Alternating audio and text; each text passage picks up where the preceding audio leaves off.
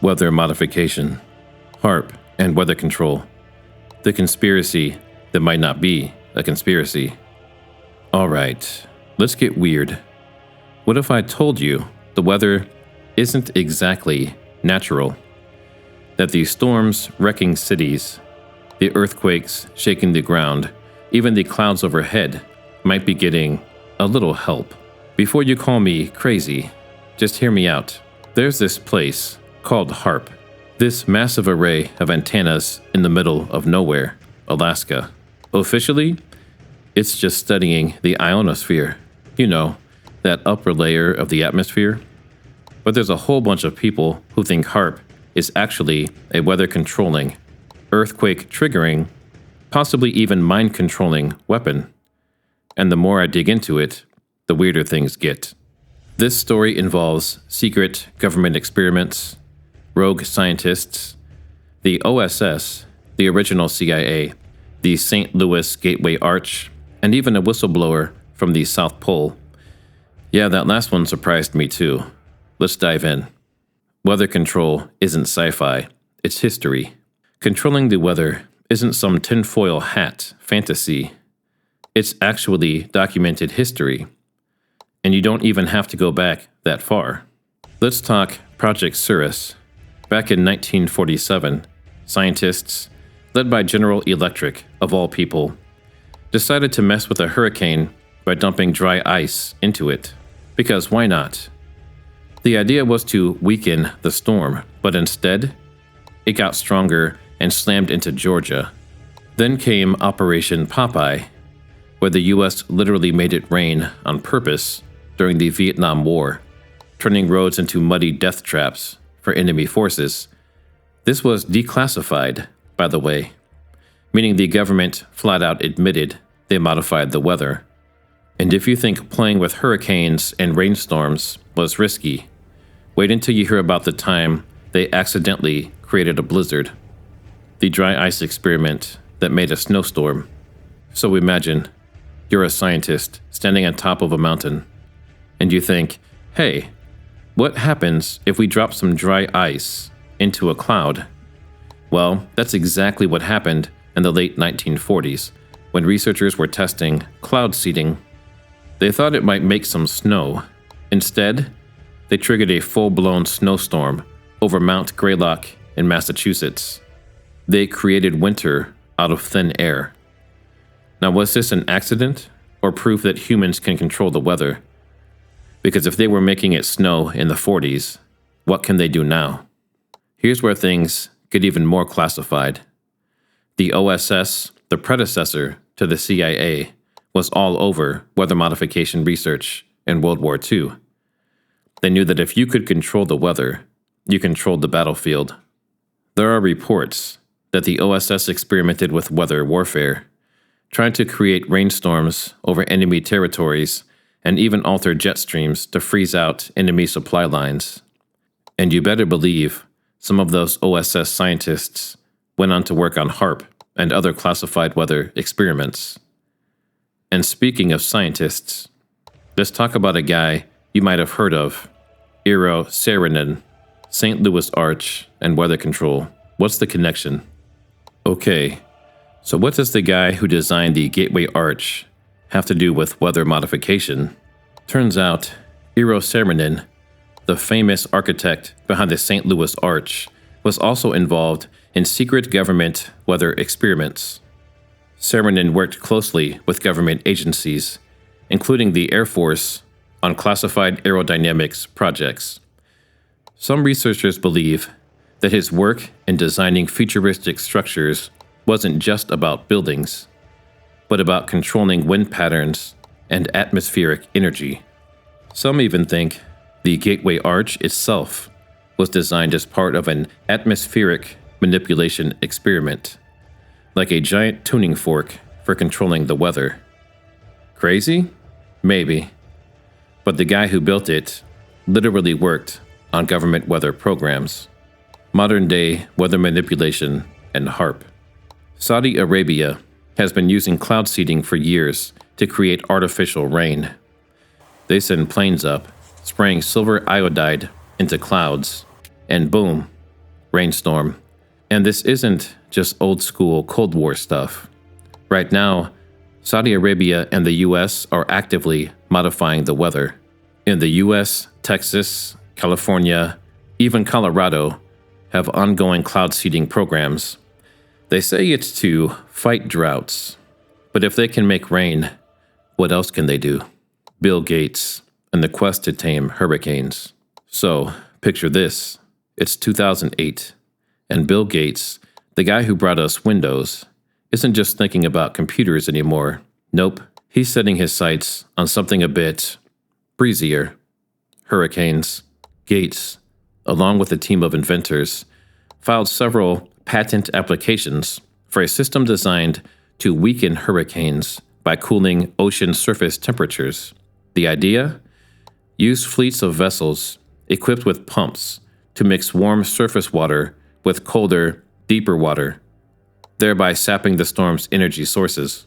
The concept hinges on the fact that hurricanes thrive on warm water. By bringing cooler water to the surface, these hurricane tamers aim to reduce the intensity of these massive storms.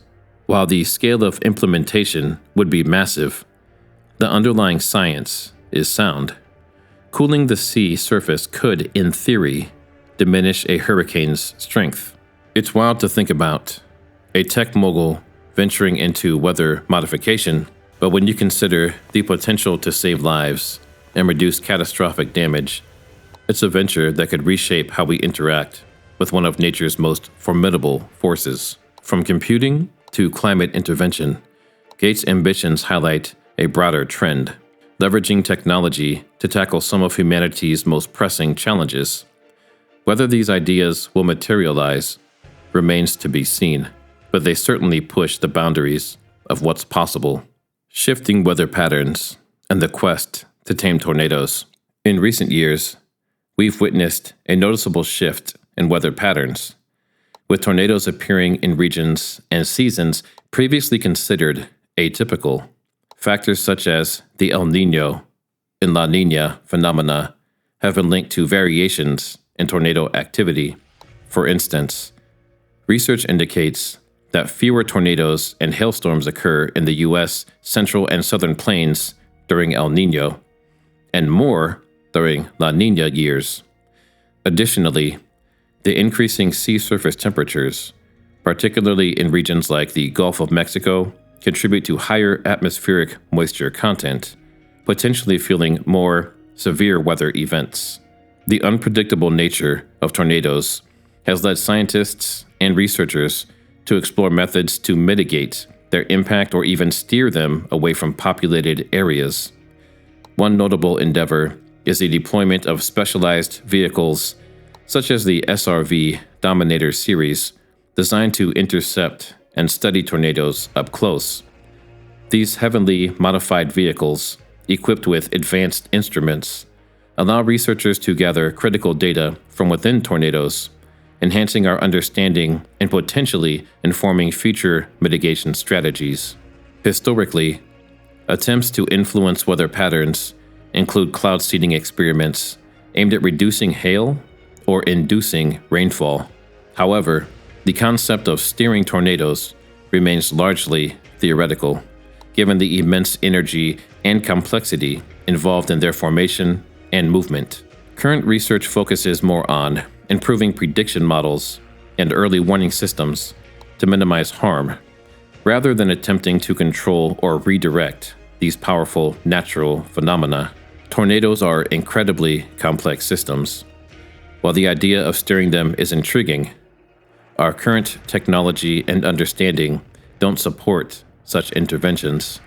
Our best defense remains accurate forecasting and effective communication to those in harm's way. As climate patterns continue to evolve, the frequency and distribution of tornadoes may change, underscoring the importance of robust infrastructure, community preparedness, and ongoing research to adapt to these dynamic environmental challenges. And we can't talk about weather modification without adding in chemtrails. The chemtrail conspiracy theory supposes that jet contrails are chemically altered to modify the weather and other phenomena. Many believe that the long-lasting condensation trails left in the sky by high-flying aircraft are actually consisting of chemical or biological agents sprayed for nefarious purposes undisclosed to the general public. Those who subscribe to the theory speculate that the purpose of the chemical release may be solar radiation management, weather modification, psychological manipulation, human population control, biological or chemical warfare. So let's talk hurricanes. Every year we get stronger and more destructive storms. But last year was something else. Some researchers and plenty of independent investigators are questioning whether hurricanes like Helene and Milton were just natural disasters or something more engineered. The theory that modern weather manipulation techniques, whether through HAARP, cloud seeding, or other classified tech, are being used to intensify storms, changing their paths, or even create them from scratch.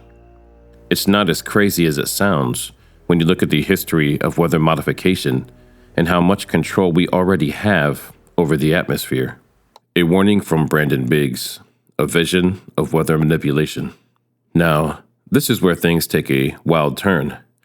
A lot of people are looking at geoengineering and saying, this is dangerous, but some believe it's way bigger than that it's part of a much larger plan. Enter Brandon Biggs from Last Day's YouTube channel. He's been accurate on many predictions the last few years, including the Mardi Gras attacks and the presidential assassination attempt on Donald Trump, even down to the detail of the ear. Brandon claims he received a vision from God, warning that weather manipulation and climate engineering will cause extreme disasters, way worse than what we've already seen, and that people need to prepare now before it's too late. According to him, the storms we're seeing, just the beginning. If what he saw is true, we're looking at massive hurricanes, unstoppable wildfires, freak blizzards, stuff that'll shake the world. And it's all being influenced by man-made climate engineering. Now, whether you believe in visions or not, one thing is clear. People are waking up to the reality that the weather isn't as natural as we think it is. And if these warnings are right, the question isn't just if things are being manipulated, but how bad it's going to get, and if they even know what they're doing. Is weather control real? 100% yes. But is it being used as a weapon? That's the million-dollar question. What do you think? Let me know in the comments, and check out this other video.